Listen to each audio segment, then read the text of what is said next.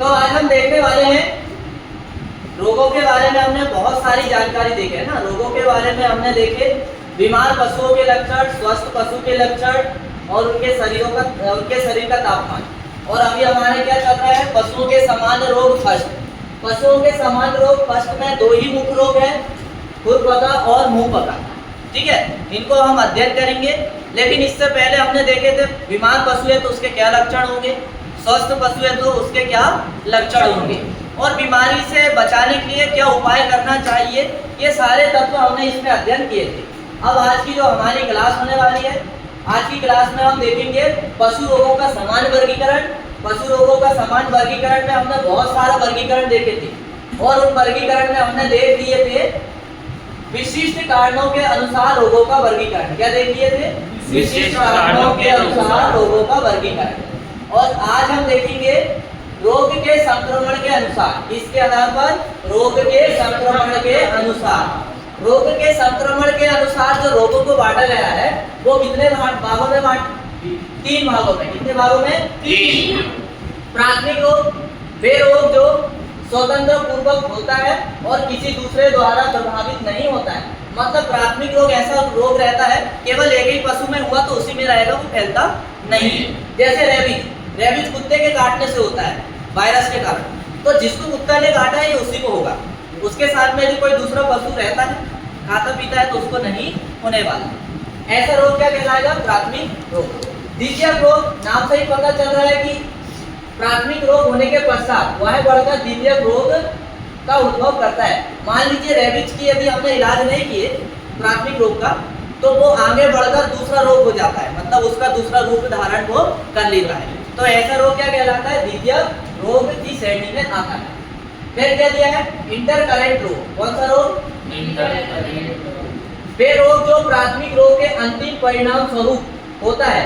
मतलब प्राथमिक रोग जो फैलता है तो उसका सबसे लास्ट का रूप जो बहुत खतरनाक हो, उसे क्या कहेंगे? इंटरकरेंट रोग।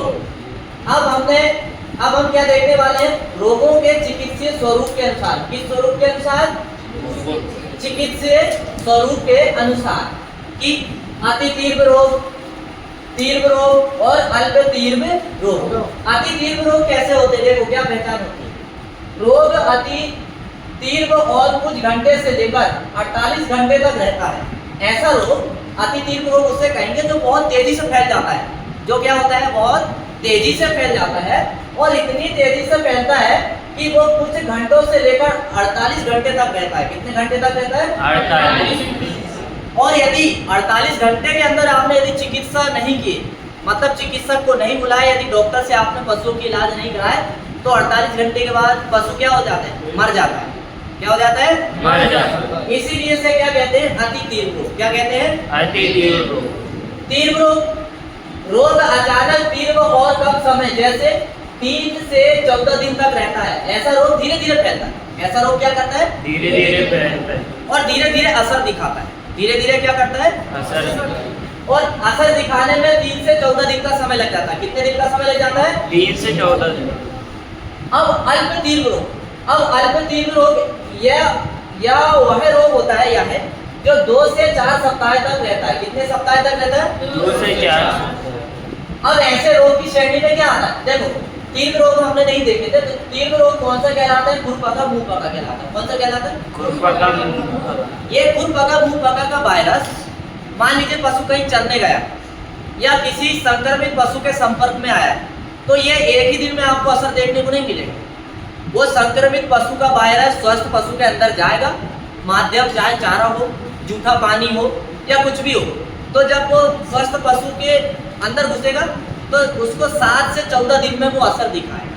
कितने दिन में दिखाएगा? 7 से 14 दिन में असर दिखाएगा।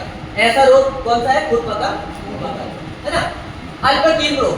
अल्प तीव्र रोग का मतलब ऐसा, थनैला रोग सुने होंगे आप, पशु में होता है, और ये थनैला रोग जीवाणु जनित होता है। किसके द्वारा होता है?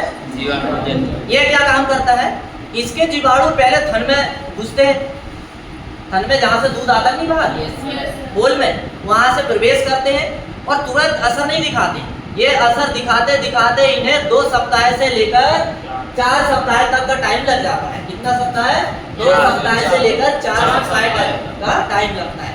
4 सप्ताह के 2 सप्ताह से 4 सप्ताह के बीच में तब समझ में आता है कि पहले क्या होगा, आयन खुलेगा, फिर थन में सूजन आएगी, फिर थन टाइट कड़ा हो जाएगा, फिर मवाद बनने लगेगा, फिर जब वो मवाद निकलेगा तो थक्के के रूप में निकलेगा। ऐसे ये लक्षण दिखाते हैं। तो ये अल्प तीव्र रोग कहलाता है।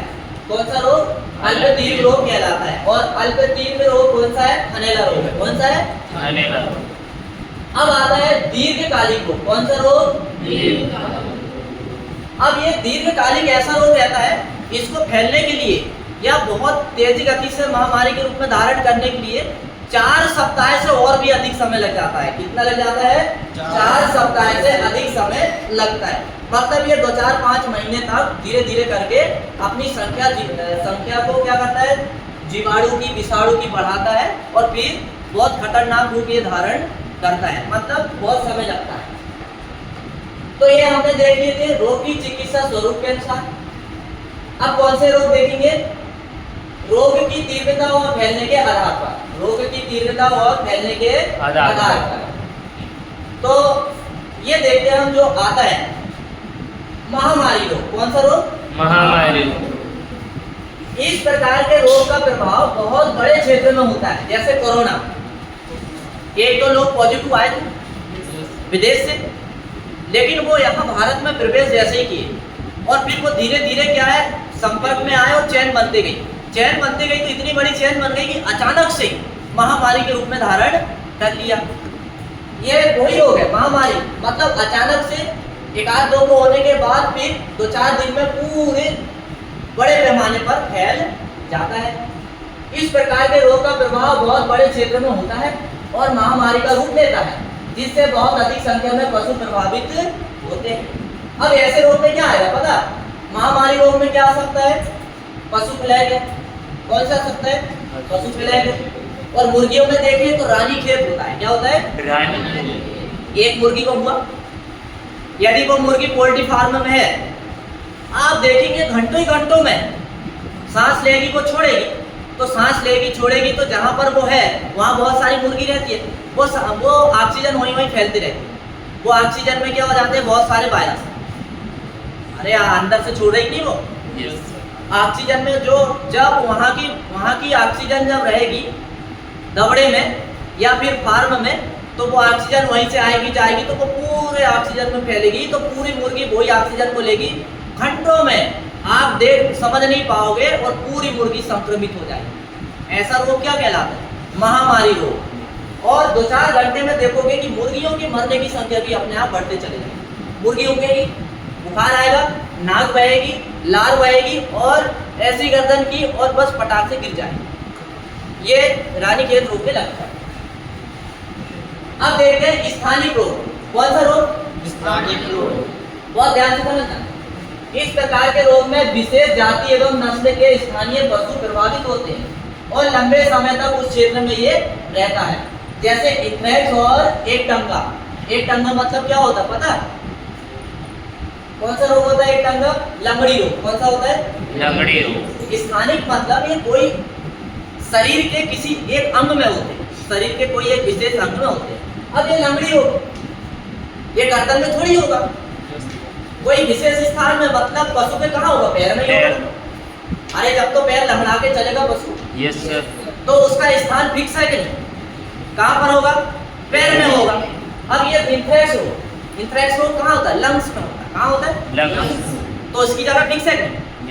इसलिए इसे क्या कहा गया? स्थानिक रोग। मतलब किसी एक पशु के विशेष स्थान में या शरीर में होने वाला रोग हम कह सकते हैं। अब देखते हैं पेंजोटिक रोग। कौन सा रोग देखेंगे?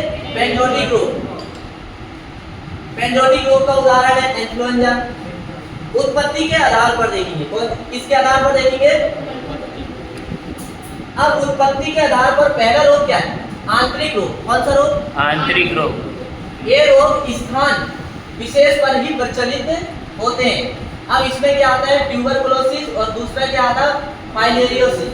फाइलेरियोसिस का मतलब समझते हैं? कौन सा रोग होता है? हाथी पैर नाम सुने हो? नहीं सुने? ठीक। अब इसके बाद में बाह्य रोग, मतलब बाह्य रोग का मतलब क्या होता है? ऐसे रोग जो दूसरे देश से हमारे देश में आए हैं, ऐसे रोग क्या कहलाते हैं? मतलब विदेश से आयात हुए। कैसे हुए हैं? वहां से कोई डेयरी फार्मिंग करने वाला ने पशु लाया होगा, तो उसने चेक नहीं किया होगा पशु को, तो वहां से वो संक्रमित रही होगी गाय या जानवर, तो वो यहाँ पर आए तो यहाँ भी उनके साथ में रोग प्रवेश कर गया। ऐसा रोग क्या कहलाता है? बाह्य रोग कहलाता है। अब देखेंगे प्रकट रोग। कौन सा रोग देखेंगे? प्रकट रोग।